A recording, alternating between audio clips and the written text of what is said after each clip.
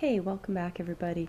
I apologize in advance for the sound quality. We're having technical difficulties, but yeah, so we've been working on logarithms last class and talking about what a logarithm was. Really, it's just the exponent is the shortcut answer to that one. And today we're going to look at a few more laws that you have to work with when you're working with logarithms. Kind of like trig functions, with sum and difference identities and double angle identities. You have to work with those identities to actually simplify. Same thing for logs. So there's some rules that we're going to investigate here. The first one is the product law, okay? And we're going to kind of see where that one comes from in a way, inductively look at it where it comes from.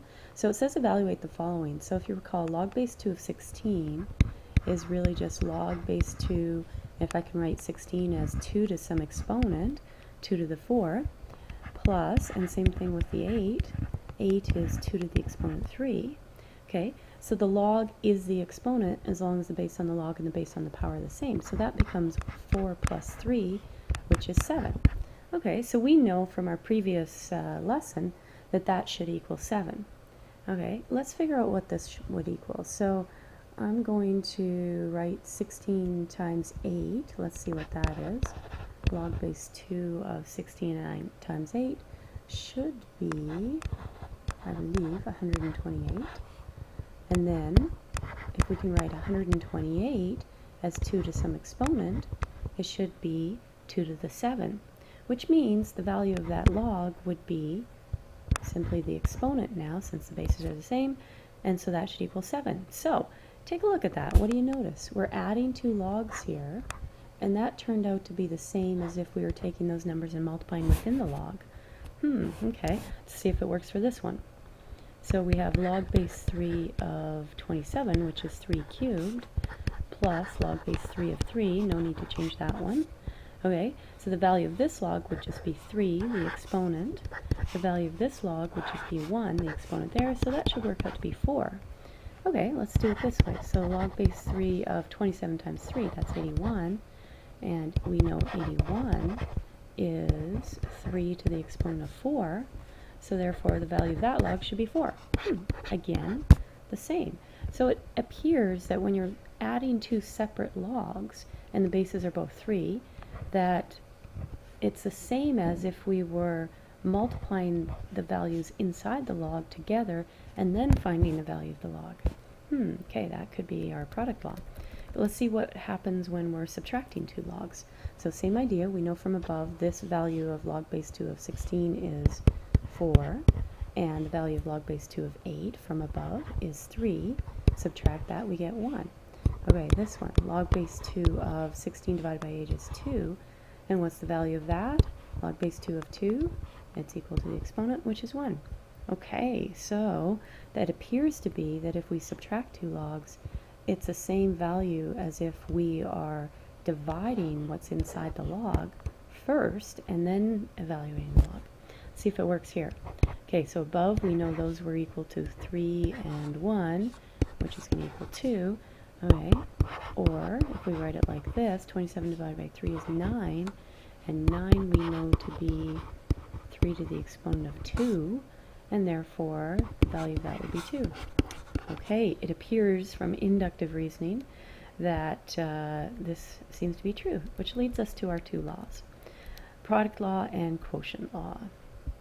Okay, so when you're multiplying within a log, it's the same as adding, same value as if you were adding the two separate logs, okay? And if you're dividing with a log, same as subtracting two separate logs. All right, let's take a look at this first example and use those laws. Okay, so first of all, when you look at this, notice both base 2, so we can use our quotient law. We're subtracting, so that is the quotient law. So I can write that as dividing those two numbers, what's inside the log, okay, now with inside one log. And let's simplify that, log base 2 of 4, and we know log base 2 of 4 is 2 squared, so therefore that equals 2, the exponent. Alright, let's try it with the next one. So log base 6. Now we could do this since there's 3 terms, we could do this in 2 steps. Myself, I like to do it all in 1 step. The adding 9, the 2 logs with the inside 9 plus 8, that would turn into multiplying on top, 9 times 8. Okay, and then we're subtracting log base 6 of 2, so that would become dividing within the 1 log. Okay, so there we go. 72, 9 times 8 divided by 2 is 36, so this becomes log base 6 of 36. And 36 is 6 squared, so therefore the log is equal to the exponent, which is 2. All right, good job. Let's look at the next page. Okay, same idea. We're going to just make it a little bit more difficult. We have a variable as our base of our log, but notice all the bases are the same. They're all base x. And we now have 4 terms, and you'll notice that these 2 here are both being subtracted, right?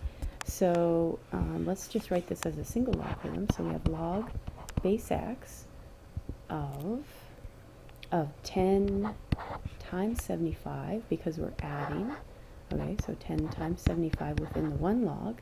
And then the subtract means we would be dividing by everything that follows. And those 2, you'll notice, are both being added. So those will be multiplied together, but because they're both being subtracted, we'd have them both on the bottom. So that would be 2 times 3 in the denominator of that log.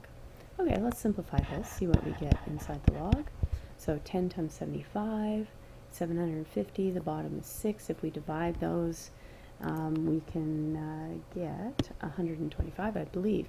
But let's say those numbers are getting pretty big and you'd just like to do it by hand. Here's how you can reduce it. Since they're all being multiplied together on the top and on the bottom, we are going to divide 2 into the 10 to get 5 and 3 into 75 to get 25. You can do that as long as you are multiplying. So in other words, we have 5 times 25, which is 125. All right. Okay, so good. So we simplified that into 1 single logarithm. Next, evaluate a if x equals 5. So we're going to replace x with 5. And then we want to look at to see if we can replace 125 with 5 to some exponent in order to evaluate that logarithm. And sure enough, we can. That's going to be 5 to the 3, and the log is the exponent when the bases are the same, so we get 3. All right, good. So trying not to say all right so much, but it's just not working. Use the laws of logarithms to write. Okay, so the idea is this is sort of a 1 step up from the last one. You'll notice we have 2 terms being subtracted. But you know what? That's a lot like the last example. If we factored the negative out of those 2 terms and write it outside the brackets there, that would look like this, right? Which is exactly the same thing that we did before. So in other words, if a term has a negative sign in front of it for a log, then that term is going to go to the denominator, as in divide. If it's positive, it will be in the numerator and be multiplied by anything else in the numerator. So we'd have 2 times 3, because those are both adding, and then we have negatives in front of those, so that would be 6 times 8 in the denominator. Okay, does that make sense? It does if you kind of think of it this way, and then you can do the shortcut. All right, let's simplify what's inside the brackets. 2 times 3 is 6, so 6 goes into 6 once, and we're left with 1 over 8. And there's our log as a single logarithm. All right, evaluate if b equals 2, so log base 2 of 1/8. Okay, why don't you guys go ahead and do this, pause your video, and then see if we get the same answer. Okay, so did you get 2 to the negative 3, so that equals negative 3. All right, good job. Example 4, the expression log base 2 of x. So we've got a multiple choice question here. Log base 2 of x plus log base 2 of 2x minus yada, yada, yada. A lot of variables in there, right? So more diploma-esque type questions so that you somehow can't use your calculator because of all the variables. But we need to know our rules, so let's look at this. All base 2 on these logs? Yes, it is, so we can use our logarithm laws. Now, let's check out what's being added. We're going to join this all into a single logarithm, and these 2 terms are being added, so that would be multiply in the numerator. And I'm going to use brackets this time instead of multiplying, so they don't get confused with our x's. Okay, now these two terms are both have negative signs in front, so that ends up being in the denominator with dividing and multiplied together in the denominator. So we would have that. All right, let's simplify those variables. So x times 2x is going to be 2x squared, and on the bottom, x squared times y would just simply be x squared y. And that is not one of our answers, so let's keep going. Notice we can simplify something here. The x squared divided by x squared, we can do that because it's a common factor. All right, so now we have log base 2 of 2 over y. Okay, that answer is still not there. Notice our answer has two terms, right, in the multiple choice. So let's see what we can do to go further with this. You'll notice that we've got dividing going on within the logarithm. So what if we used our quotient law but in reverse? So change that to log base 2 of 2 minus log base 2 of y. So kind of undo the quotient law there. All right, that looks good. Now we've got the two terms. Oh, look, log base 2 of y, just like they have log base 2 of y here. So what's log base 2 of 2 equal to? The exponent, which is 1, so our answer would be log 1 minus log base 2 of y, which would be D. Good. All right, example 5, and then we'll look at the next page. Determine the value of 3 log base 2 of p minus 3 log base 2 of q if p over q equals 8.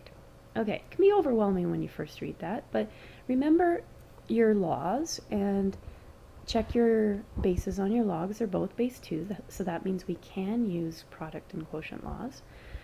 The only problem is these 3's are in the way, aren't they? Because if it was just log base 2 of p minus log base 2 of q, we'd be good to go. So here's what we can do. Let's factor the 3 out. And we have 3 log base 2 of p minus, and we factored the 3 out, so we divided it out, and now we have log base 2 of q. All right, now we can use our quotient law. So we're going to change subtracting 2 logs to dividing within 1 log. And how did that help us? Well, we have p over q now, so that means 8 could replace what's inside the brackets there. So log base 2 of 8. And as we know, log base 2 of 8 is 3, so we'd have 3 times 3, which is 9. Okay, so remember we just changed 8 to 2 cubed.